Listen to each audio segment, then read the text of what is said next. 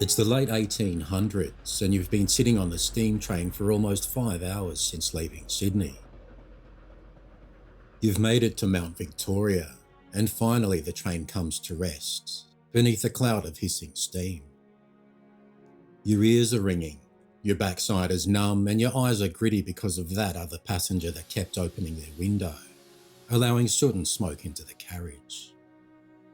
Railway staff hurry along the platform as you and other passengers stretch your legs before making your way to the station's dining room and refreshment room. A packed train means this place is heaving. Inside, tables are already laid with white linen, china, glassware and silver-plated cutlery.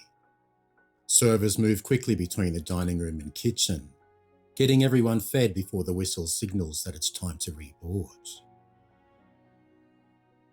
For some travellers, they continue their train journey to Bathurst or Orange. For you, your rejuvenating mountain escape is about to begin. Waiting outside the station is an attendant from the Imperial Hotel, ready to collect luggage and escort you up the road to one of the finest mountain resorts in the colony. Straight past the Royal Hotel, mind you, which opened its doors a decade prior.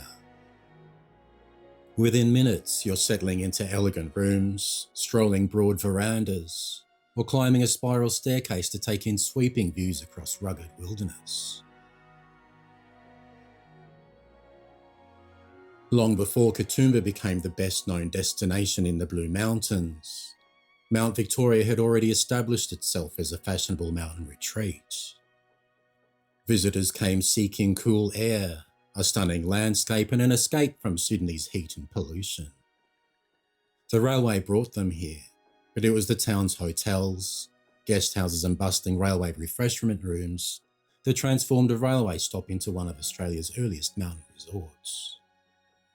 Today, the refreshment rooms no longer serve hungry passengers, and the once grand Imperial Hotel stands silent, waiting for a new chapter to begin. Yet together, these buildings tell part of the story of a time when Mount Victoria stood at the very heart of Blue Mountains tourism.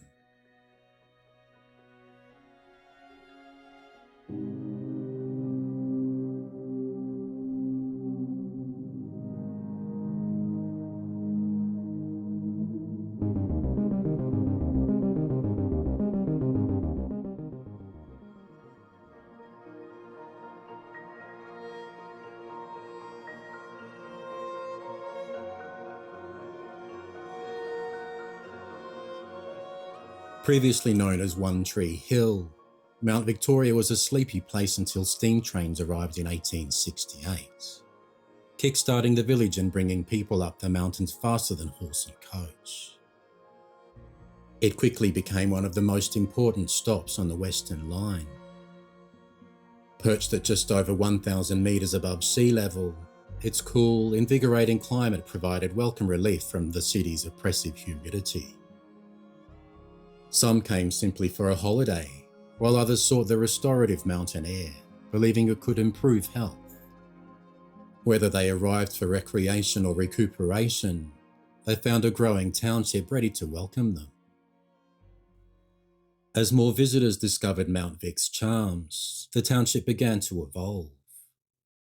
Comfortable guest houses and hotels appeared to accommodate the growing stream of tourists arriving by rail, each drawn by the promise of spectacular scenery and a slower pace of life. Mount Victoria wasn't just a stop on the railway, it was becoming a destination in its own right. By 1874, a refreshment room was operating at the station, providing refreshments to travellers while awaiting train arrivals and departures. By 1876, the line extended to Bathurst, so passengers were at that refreshment room waiting for a connecting service. What began as a practical necessity soon became one of the busiest railway dining establishments on the Western Line. As tourism flourished, so too did the demands. Staff worked against the clock in bustling dining rooms, often with little more than 23 minutes to serve a 3-course meal before the guard's whistle called passengers back to their seats. Hot grills, soups, sandwiches, and freshly baked pies appeared on tables, a level of service that reflected the importance of railway travel during the Victorian era. The dining and refreshment rooms became renowned for their efficiency. At its peak, they were said to sell as many as 1,200 pies in a single day, an impressive figure that hints at the sheer number of passengers passing through Mount Victoria. The rooms were also licensed to sell spirits and colonial wines, offering travellers a surprisingly refined dining experience while waiting for their journey to continue.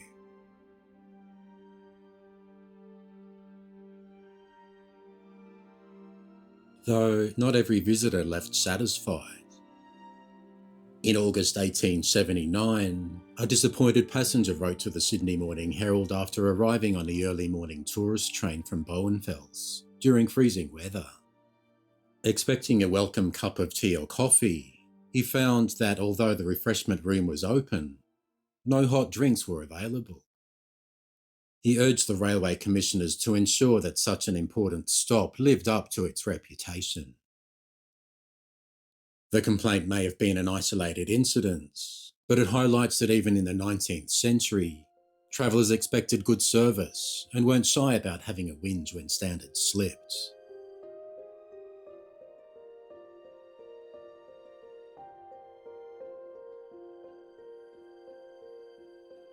As Mount Vic's popularity continued to grow, the original refreshment room struggled to cope with the increasing passenger numbers.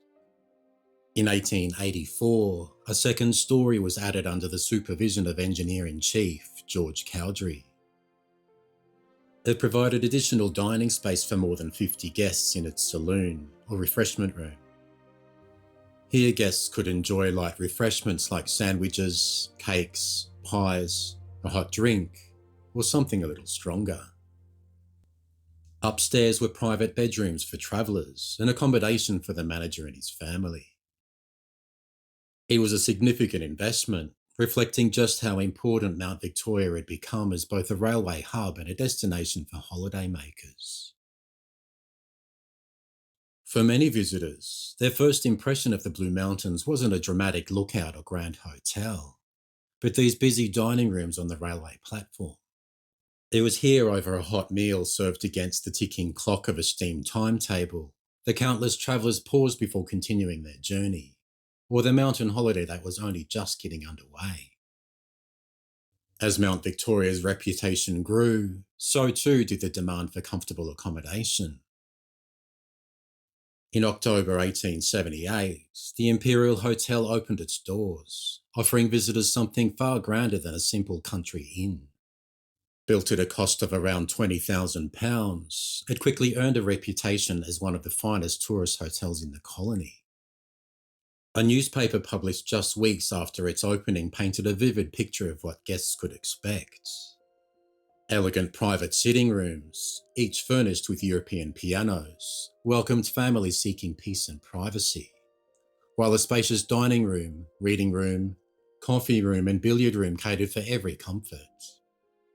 Upstairs, lofty bedrooms overlooked the surrounding landscape, and throughout the hotel, no expense had been spared in creating a refined mountain retreat.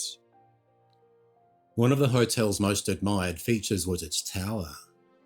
Reached by spiral staircase, it offered sweeping panoramic views across the Blue Mountains.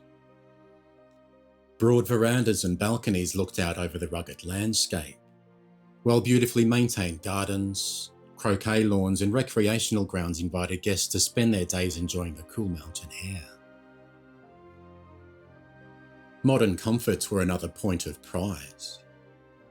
Guests enjoyed hot and cold water in showers and baths, quality cuisine, an extensive wine cellar, and even an attendant who met every arriving train, escorting visitors and their luggage directly from the station to the hotel. More than a place to stay, the Imperial embodied the confidence of a growing tourist destination. It wasn't simply offering accommodation, it was offering an experience. By the early 1880s, Mount Victoria had firmly established itself as one of New South Wales' leading mountain resorts. An 1881 newspaper described the Imperial as one of the largest in the colonies, containing 65 rooms and standing just a short walk from the railway station. Visitors admired the sweeping views from its tower, explored nearby attractions including Govet's Leap, bushwalks and waterfalls, and the Great Zigzag. And soon, the famous Fish River Caves, later known as Jenolan Caves. In 1889, the Imperial's reputation was such that viceregal visitors, including Lord Carrington and the Earl and Countess of Onslow, chose to stay here while visiting the mountains. The hotel continued to evolve under successive owners, each leaving their own mark. A serious fire early in the 20th century destroyed the upper floor and the distinctive tower. Although the building was rebuilt, the tower was never replaced. In 1912, the property was purchased by prominent hotelier James Joynton Smith, before passing to William Joseph Lees in 1925. The enterprising hotelier already owned the nearby Royal Hotel, further strengthening Mount Victoria's appeal by establishing a golf course for both hotels and operating coach services to Jenolan Caves, ensuring guests could easily explore one of New South Wales' greatest natural attractions. Meanwhile, the Railway Refreshment Rooms remained a familiar part of station life. Beyond serving passing travellers, they became a popular venue for local dances, card evenings and community gatherings, reflecting their place at the heart of Mount Victoria's social life. But the age of steam wouldn't last forever. As diesel and electricity replaced steam in the mid-1900s, trains no longer needed lengthy stops for water or extended meal breaks. The bustling refreshment rooms that welcomed generations of travellers gradually lost their purpose, closing their doors in 1957. Today, the old refreshment rooms still stand at the station, now home to the Mount Victoria Museum, while the Imperial Hotel remains a striking landmark overlooking Mount Victoria. Silent, vandalised and in disrepair for the past decade and awaiting a new future. He is hoping the Imperial's new owner that came on board in 2026 can bring it back to life.